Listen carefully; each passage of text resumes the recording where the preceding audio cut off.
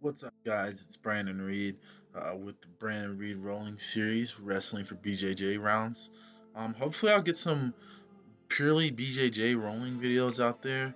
I'm not exactly sure when that'll happen, but it'll happen anytime, guys. I can record some rolls, I will. Anyways, let's do some breaking down. So as you can see, I just hit a WHIZZER kick. It's a really famous move. I'm wrestling. Pretty useful in BJJ too. It doesn't really put you in too much risk. I'm over here rolling with Jesse, a fellow blue belt at the school. Um, actually, I'm not a blue belt, so. But anyways, we don't have to talk about that. Just hit a high angle, go behind there. One of my favorite moves. It's really good because lots of these takedowns you'll see in here go directly to the back. I feel like I do very well at translating my takedown game into my BJJ game. Um, I don't give up too many guillotines besides the absolute finals of worlds, just because I'm usually pretty safe. This was actually a private for Jesse where I tried to really just teach him more about hand fighting and not reaching. As you can see, I just hit him with a dirty slide by foot sweep because he got caught reaching and pushing forward. Something you don't want to do when you're wrestling is push forward really, really hard.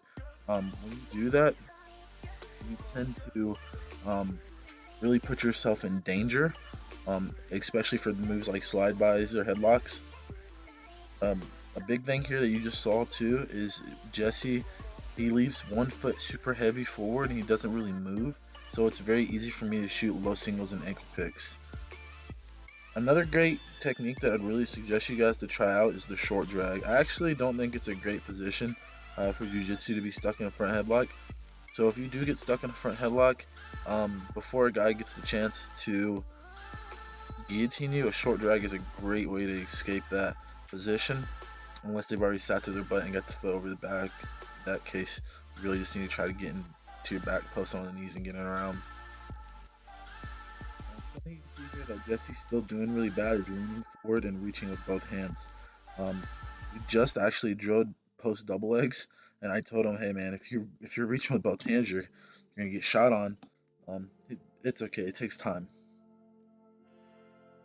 Jesse's doing a really good job here of trying to pressure my head, but you can see that he's continuously stepping backwards, which is not very good for him.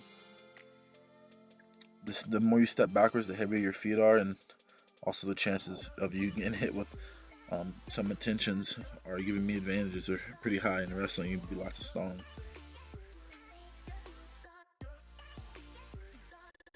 Cool. Here. Yep. So again, Jesse just is backing up a lot. It's not really helping him out too much to keep backing up. Nice. So he shoots this double leg. We just worked on this double. What he should have done is tried cracking me down and jumping over to the other side so he could be cross-bodied. Instead, he shoots in, gets to that high crouch position, and stays there, which allows me to throw him over to his back and hit him with a punch choke. He knows he messed up, though. We talked about it afterwards. It's okay.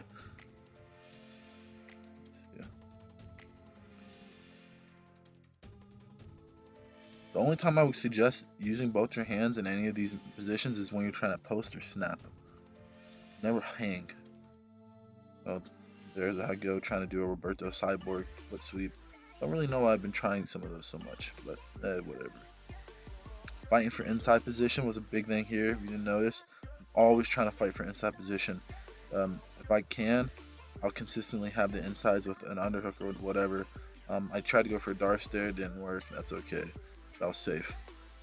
Here's one of my go-to moves that you'll see if you watch any of my college wrestling matches. Cross ankle pick. I get the guy to step heavy.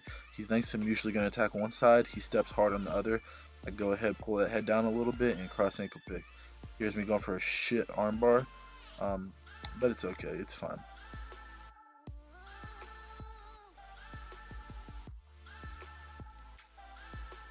Yep, lose it. Don't keep the connection to my chest. Whatever. What a fail. Loser. You suck, Brandon. Round two. Took a little minute break. Now we're back. Second round. Again, I emphasize to Jesse not to reach so much in this round. Um, he's really fun to do jujitsu with. He's new to wrestling, so you guys don't judge him too harshly, all right? I'm just his teacher. I'm here to help him. I'm not here to beat him. We're here sitting here playing the leg lock game. We give ourselves like 30 seconds after the takedown max to, we say like 10 to 30 seconds after the takedown max to go ahead and look for a submission. Since this is wrestling for BJJ, we want to make sure we're transitioning with more than just takedowns, whether that's passing or going right into subs. As you can see, I'm continuing to fight for inside positions. My stance is not very low because I'm trying to avoid getting pinned down in a front headlock. I would rather someone attack my legs where I'm really comfortable in a scramble and really comfortable with the idea that I can choke them versus staying in a super low stance where I've messed up before and getting guillotined myself. One of the best lessons I've learned with the leg attack stuff is beat the knee line and roll. Beat the knee line and roll. Sometimes this will lead you to the back, sometimes it'll lead you to just escaping, but it works a lot.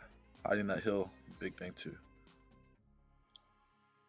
Sit here. Okay.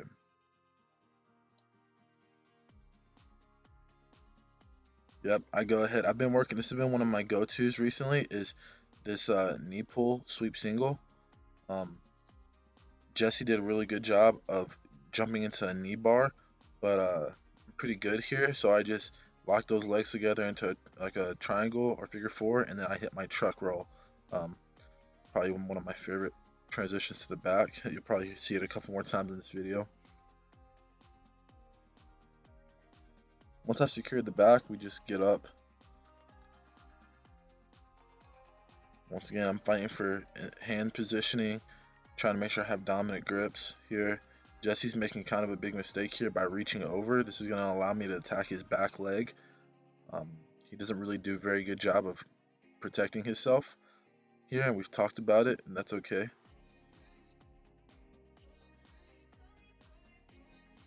Cool, he's coming back. One of the things you'll notice I'm doing is I'm attacking both sides consistently. I attack one side here, boom, and go to the top. So right there you see I attacked low with a fake and then went high. Sometimes I'll attack left and go right. I might top then go bottom. I just make sure that like when you guys are attacking, especially for takedowns, against a good guy, you're gonna have to attack in two to four quadrants. You know, you not just one. You're not gonna just be able to take left or just take right. You have to put left and right together. You might even have to go left, right, top. It just depends. This is my just little funny little knee pick right here, or knee blast. Just playing around with Jesse. I'm a bigger guy. That was purely muscle right there, guys.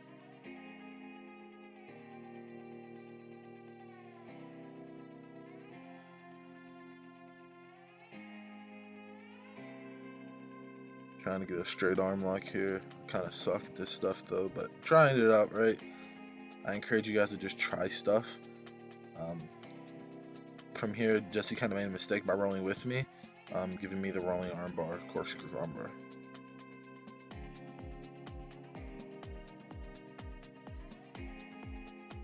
He shoots again. One of the big things I tell Jesse that I'm going to tell you guys, whether you're wrestling or doing jiu-jitsu, whenever you take these leg attacks, you have to shoot through and not to. Shoot through and not to. If you shoot to, then you're gonna end up getting choked, putting yourself in just a bad position. As you can see, I accidentally shot two. Jesse stopped me with his hips, and I decided, well, I'd rather roll to my back than get guillotined. My lesson was learned once again. Good single leg, good. You see that, guys? Do not overcommit on your takedowns when you're doing jiu-jitsu. If you feel like your takedown wasn't right, go ahead and pull. Alright, I shoot in here, it doesn't work, but I know it's not going to work, and I go ahead and go for my short drag. Guys, again, I talked about it earlier, this is a great technique. If you feel like you can't actually get the guy's legs, if you're very good at sprawling, go ahead and fake them out, whether you're wrestling or in your jiu-jitsu match. Go ahead and shoot a shot, and as they sprawl or down block, you go ahead and do that little short drag where you grab their elbow, pull them through, and reach to the hip, and then you'll usually get that attack. Again, you have to time it really well so you're not getting choked. But in wrestling, for the most part, it works pretty flawlessly. Very low risk in wrestling matches.